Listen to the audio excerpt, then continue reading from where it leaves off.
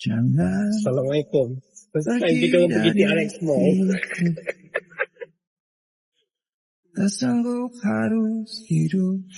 Dekat TRX Mall sekarang.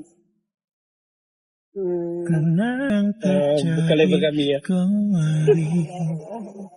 Tinggal lagi anak menantu beli ke baju barang tu. Nak tukar. Kalau tak gana nak tukar barang, kita orang nak pergi dah sini. Patut dia orang kata, takkan ayah nak pakai kain. Membalut luka dan ku tak hingga kini. Bukan standard kita orang lah kan. Walaupun kita duduk KL. Kalau kita orang tengok, sini semua ada butik je. Nak parking pun susah. Anak menantu belikan hadiah birthday wife.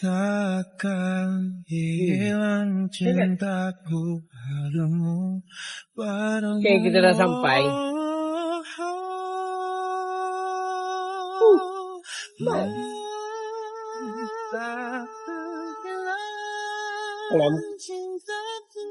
Hi.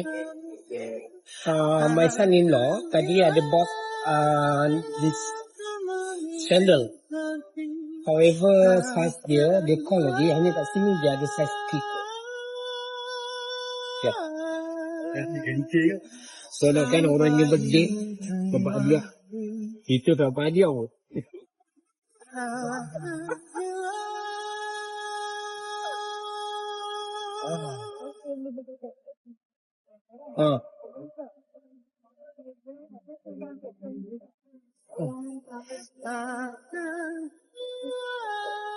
Macam tu kids smart.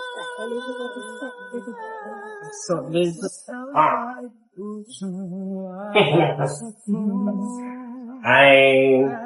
So we are Kang, mana kita parking ni dia?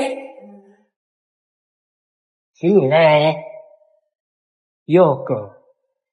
Kan dah sesat tengok. Apa mana? Ni lah kita. Hah?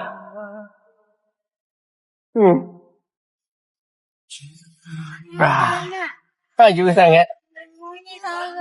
Okay, bye. Kita nak balik. Bye, Bu. Cari bulan lain. Cari makan lain. Kat lain sini tak larat, tak mampu.